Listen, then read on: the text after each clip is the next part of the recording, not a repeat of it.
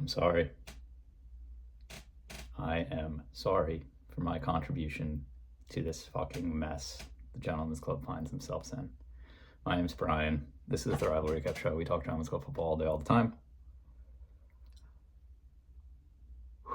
Disaster. Disaster struck the league, guys. Controversy, disaster, asterisks, fraud. What are we going to do? What are we going to do? I kind of got the ball rolling on this mistake. I had a contribution to this mistake for sure. So for that, once again, I'm sorry. And there are three things I plan to do in retribution for my contribution. Step one, I will help the commissioner and the league loser with the draft weekend preparations. I think more heads on it, the better. I think Ortiz wasn't super proactive with it last year. We got a house eventually, but the earlier the better, and the more people on it. So that's number one. I'll help with that. Number two, I'll give up my vendetta. I'll give up my stubbornness over the IR rule. I'll be your swing vote, boys. We can have that next year. Sure. And number three, I'm going to buy a cork board that's going to sit next to my desk for, general reminders, notes, work stuff, life stuff, whatever, maybe a little calendar, something. And somewhere in the depths of that, or somewhere on there, this bad boy is going to be printed out and right next to it, because I forgot we voted on that. I forgot that rule changed. It didn't happen in 2023. It didn't apply, probably because we all fucking knew. Now everyone playing the card. I didn't know. Oh, Spencer's like, nobody asked me to check. Oh, I didn't view the video in time. Oh, but like, I don't think it absolves anyone of any blame here. I mean, I am the most, probably with Jones as far as blames. Joe a little bit too, because like he wasn't considering Ortiz, but then once Ortiz was placed in front of him, he was like, yeah, I'll take Ortiz over Marsh or Weston, or obviously Lamb. And here we are. It's fucking wreck. Commissioner decided to stick with the matchups. Our fearless leader, our quiet leader, I don't know what you guys want to call him. I do wish we had a little more discourse other than just everyone yelling in the group, like maybe all the guys in the playoffs, and Spencer had like a quick meeting Sunday morning, but like I just unfortunately was not in any state to organize that. I was ultimately going to be okay with any outcome, but I felt like due to the fact that like I initiated the mistake and then I ended up with what everyone assumed would be the Goliath, the hardest matchup, I was ready to just take that matchup on, lose, and go on my way. But the Tortugas had other plans, and that really throws a wrench in it, and that really, really causes some change, because I have a real chance at fucking winning this thing. And God, would that upset some people. A few other things. It's hard to sift through the sarcasm and the actual anger in the group me.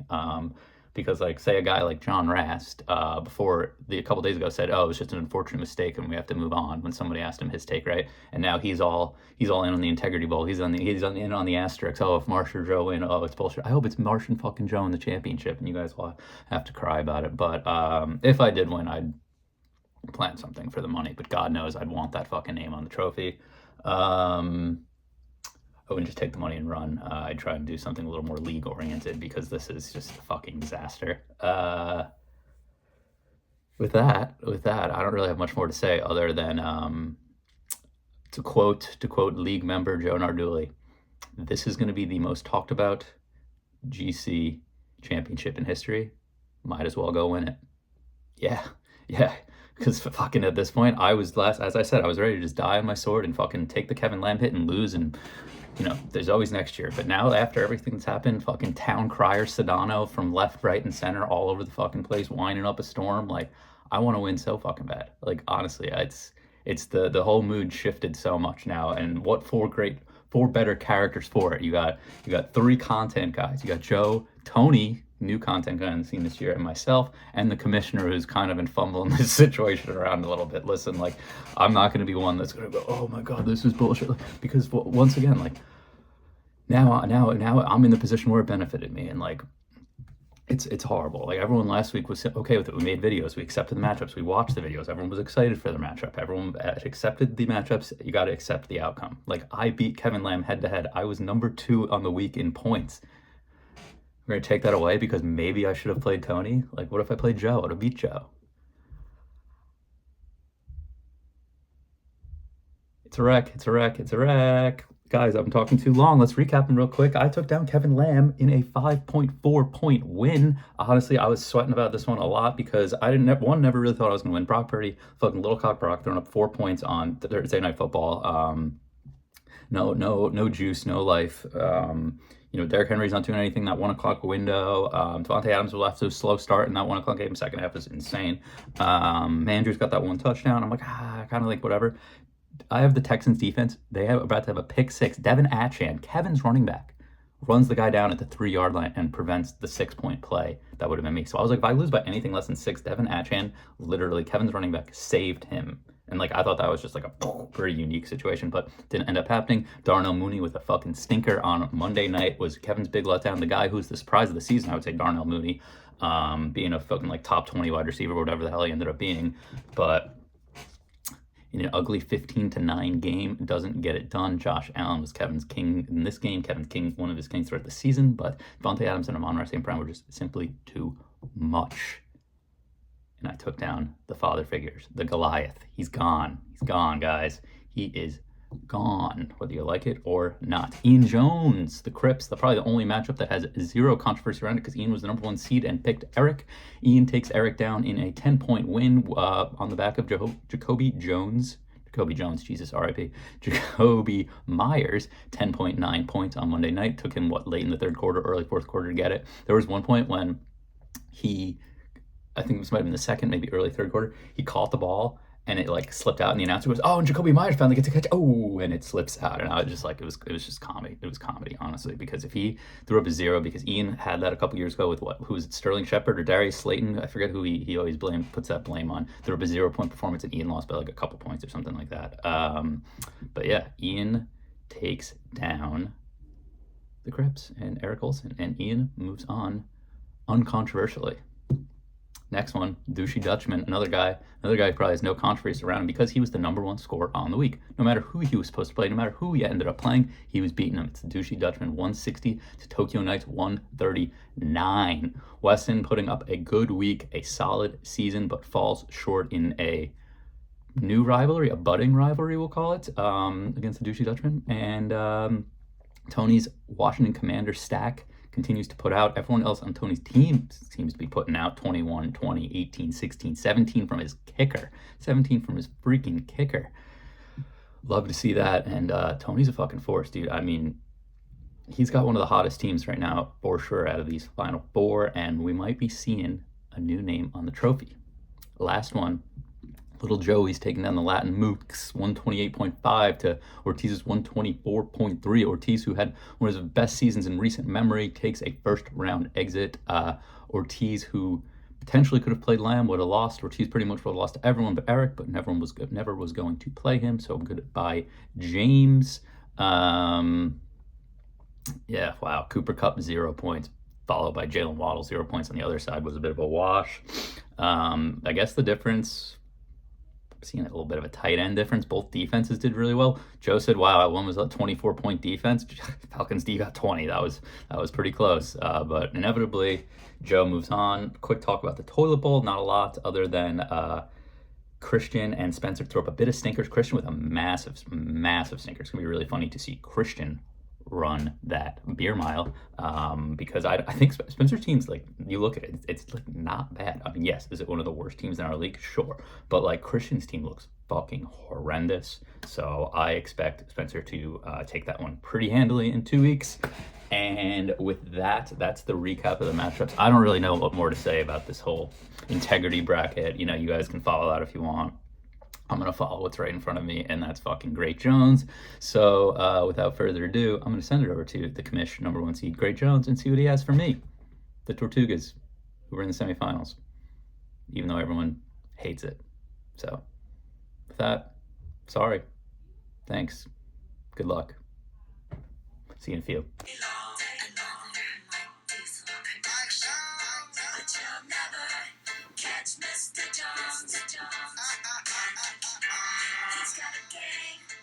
Too strong. I say. Your friends know it. That's why you're all alone. Chasing a man you can't see. just walk away. Fuck Desmond Ritter. That guy is garbage. Jacoby Myers somehow ends up with 10 points. Insane. Shout out the boy, Lamar, helping me through that one. Eric, best of luck to you. I know that was brutal for both of us. Also, again, this is like fucking 5 takes. I cannot figure out what to do for this video. Super busy at work towards the end of the year here. Ready to get the hell out of here and go back home. My family just got a puppy. So looking forward to that. I've been shot. On to March, the Tortugas. This team is looking good. Looking real good. Brian, here you go. Got one of these bad boys for you. Because I know you love turtles. You know, there you go. I don't have a clue how to trash you, Brian. I had so many good ideas, but I'm just so limited on time because I got to submit this essentially next day, thanks to fucking Jacoby Myers, and I'm also limited on space. I know you've been having a little bit of a tough year, Bri, so I figured I'd just show some of my favorite photos of you and share some memories. Recently got married. There he is. I don't understand why. Also, like, this is Google Meets. Every time I get out of frame, the fucking camera follows me, which is nuts to me. But yeah, there you are, Brian. That's a great one. Dug through the archives a bit. There's all kinds of classics. There you go. That's Brian on his bachelor party in Austin. That was pretty much Brian the whole weekend, honestly. I think I saw him about the least. Never knew where the kid was. I'm pretty sure he was asleep for half of the event. I have over 30,000 photos on my phone. I think Brian is in like 1,500 of them or something, which is absurd. I have so many pictures of Brian. I wanted to do a nice little Brian collage, but I cannot figure out how to fucking like share it and for it to make sense. So I just took some of the good ones, some of the good memories, and stuck them in here. This is a top-notch one. Brian on Falls. Somehow we got a picture of him after he passed out with 10 wine bottles and fell asleep on the sofa, and we all got back from going out, and Brian's teeth were stained blood red. Complete nightmare. But arguably not as bad as a nightmare as this background. Probably Brian's all-time story. There you are, Brian. Isn't that sweet? That honestly captures the essence. I highly doubt they thought that OpenAI would be generating this photo, but it did, and yeah. So murky tub with rose petals on it in frat house. Eventually got this. Took a while, but I think it captures your true essence and is probably one of the best stories. A lot of people at the wedding really enjoyed this one, Brian, about the time that you decided to have a romantic night with Katie, now your wife. Shout out you two. Keep it strong. Keep it going. But yeah, this was a disaster. That water stayed in there just like this. Honestly, this is like the closest to the exact situation that it was, minus Brian in the tub. I hate how this fucking camera's following me. It's pissing me off. Yeah, I don't know. I'm not in a funny mood. I'm just like ready for the holidays. I'm in the holiday spirit. Jacoby Myers really drained all the life that I had and momentum that I had going for this team. But listen, the fact that I was able to get that taken care of, I had a ton of injuries last week. A lot of people were out. I should get Pickens back and Njoku. I doubt all of you that got eliminated will even care to watch any of these. Viewership will probably be down anyways.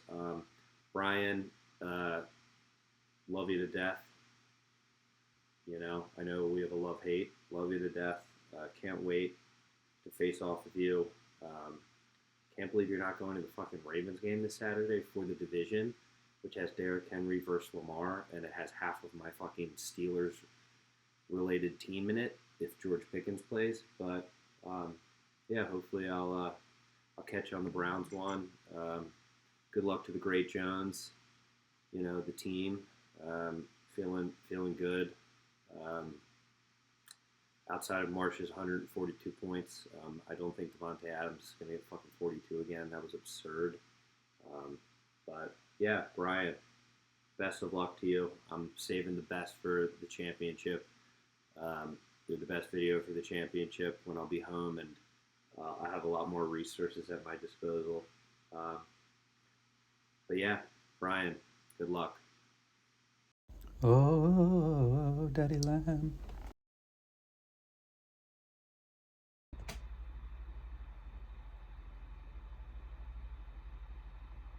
Yeah, fuck you, Kevin Lamb. Fuck you. I don't mean that. But it was fun to beat you. No one thought it. That was fun.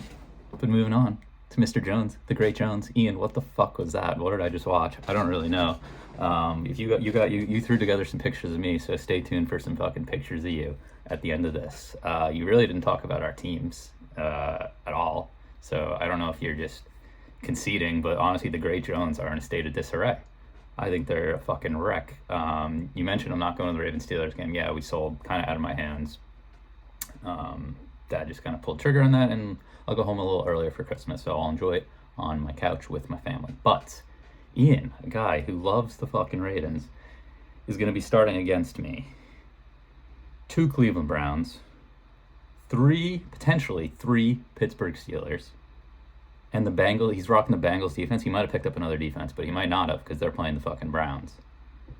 A guy who is headed by Lamar, but has no fucking personality or pride or juice behind that. If Alvin Kamara doesn't play, this is going to be a fucking shit show for you, Ian. You really, really need that guy, let me tell you.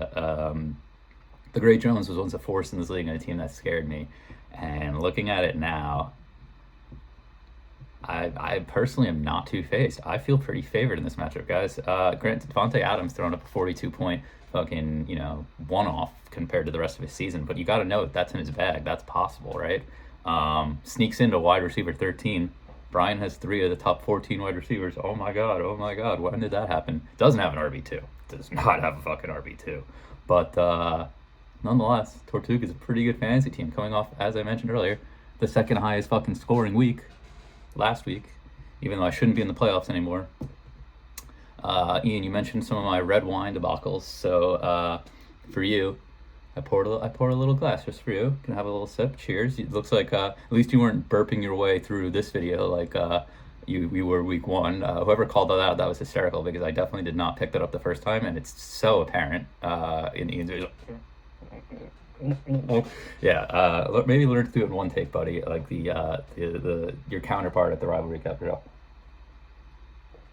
But that's the shitty stuff.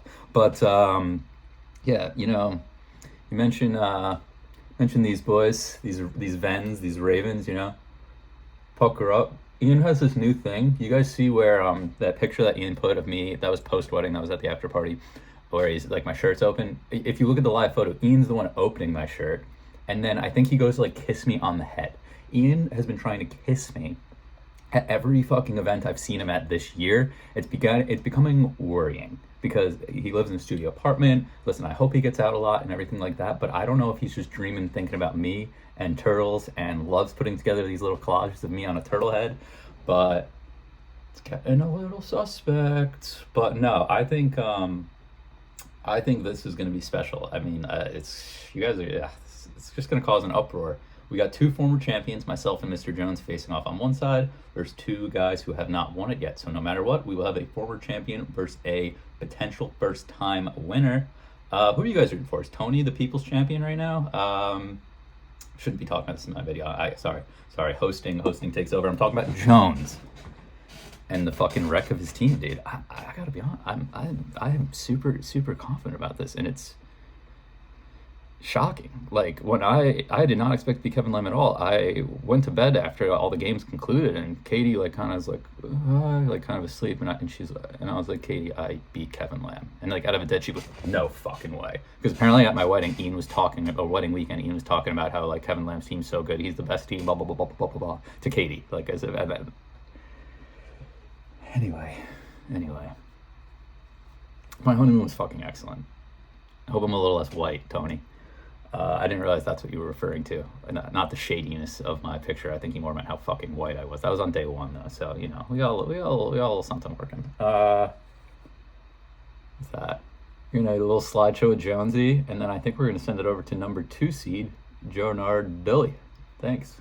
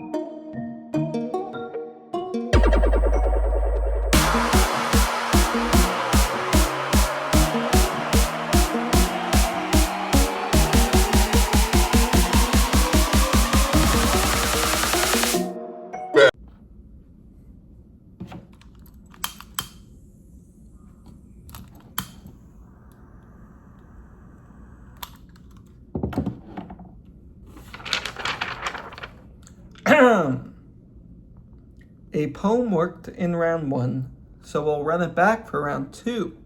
Mr. Ortiz, it was a pleasure, even if I wasn't supposed to play you. Allow me to address the drama my selection brought. Is this season tainted? I don't know.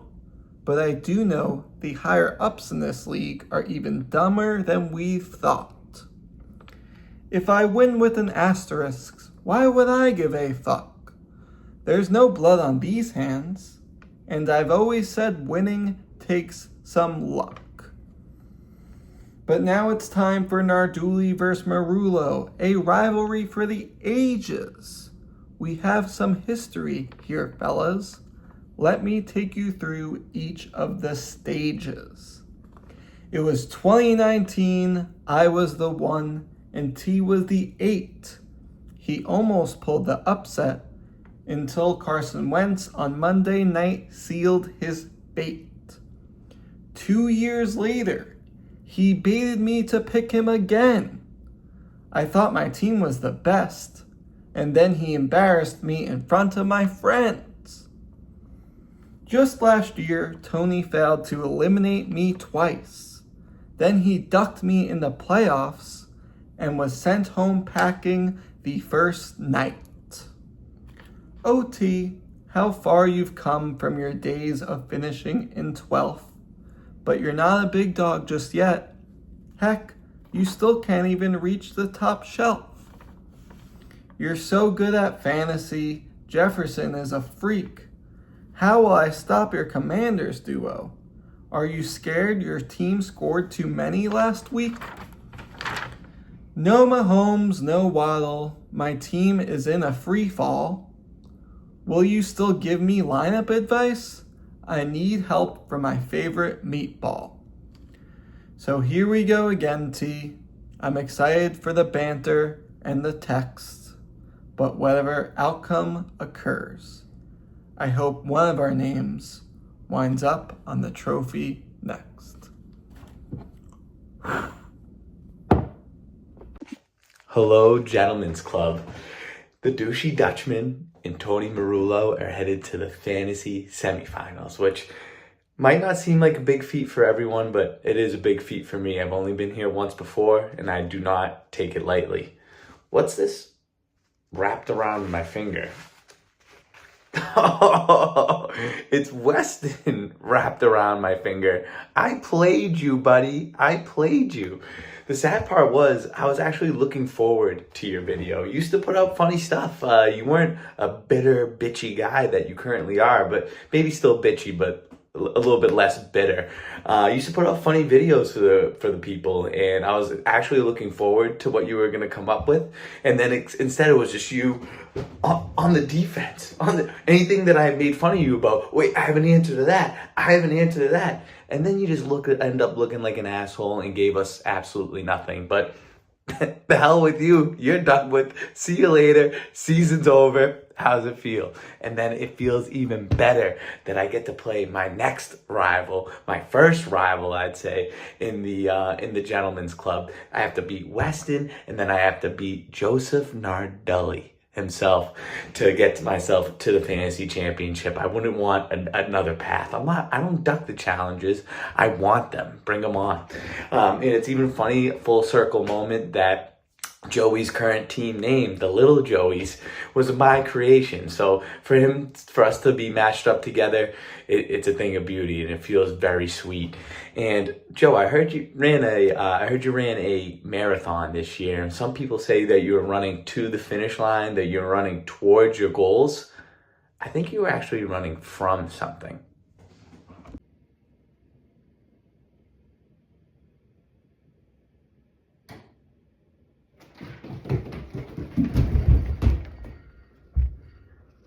Oh, little Joey, I'm coming for you. Thank you for that, Tony. That's the matchups. Brian versus Jones, Joe versus Tony. Fuck yourselves. Have a great week.